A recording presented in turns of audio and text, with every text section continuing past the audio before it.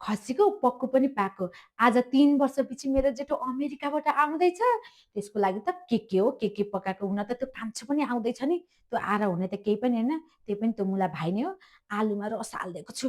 अहिले आउने बेला भइसक्यो, बरु कोठा मिलाउँदै गर्नु पर्यो। दिदी दिदी ओइ जेठो आएछ क्या हो? ए मेरो भाइ आइस? आइज आइज। दर्शन दिदी ल भाग्यमानी हुनु, आइज ल।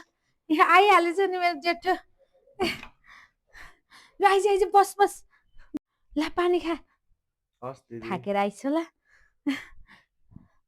अनि के छ त दिदी सबै ठिक छ नि ए ठिक छ भाइ, त आइस, म त दङ्ग छु। ल हिँड खाना खान जाउँ। होइन होइन दिदी त्यहाँ ससुरालीमा प्रोग्राम छ आज म वहीँ ससुरालीमै गएर खानुपर्छ अब अर्कोचोटि आउँदा खाउँला नि हो र, यत्रो वर्षमा आएको भाइ भनेर बिहानदेखि पकाएर बसेको छन्, एक छाक पनि नखाइ जान्छु भन्छ। अनि बुहारी पनि नलिआएछ। बुहारी अलि बिजी छ दिदी अर्कोचोटि आउँदा ल्याउँला नि योचोटि अलि बिजी छु दिदी अर्कोचोटि आउँदा खाउँला नि इ ल मैले कोसेली ल्याइदिएको छु नि तपाईँलाई ए लिनु हस् भाइ। अनि कान्छो पनि आज मलेसियाबाट आउँदैछु भनेर फोन गरेको थियो। अनि नभेटी जान्छस् त भाइलाई? दिदी अहिले भाइलाई भेट्ने टाइम छैन पछि भेटौँला नि यत्रो वर्षपछि आएको भाइ, 2-3 दिन पनि नबसी एक छाक पनि नखाइ जान्छस् त भाइ?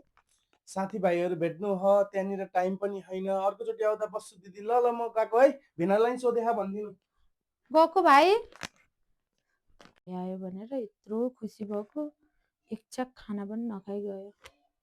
दिदी दिदी ए कान्छो आएछ क्या हो? दिदी ए कान्छो आइस? हजुर ल आइज आइज। दिदी गरे ल ल भाग्यमानी हुनु। अनि राम्रैसँग आइस त? आएँ दिदी कहिले आएको त? म त आज बिहानी आएर सुरुमै यता आएको घर पनि गएको छैन ए गाउँ गएको छैनस्? पानी छैन खान्छस् दिदी त? होइन दिदी नखाऊँ होला ए ल बस्दै गर।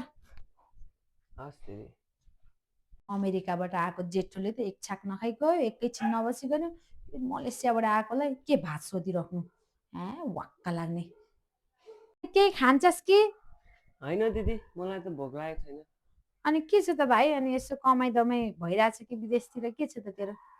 ठिकै छ दिदी अलिअलि भइरहेछ ए हुन त मलेसियामा के हुन्थ्यो, दुःखै मात्रै होला नि। अनि दिदी भिनाजुको अनि भान्जाको खबर के छ त नि यता सबै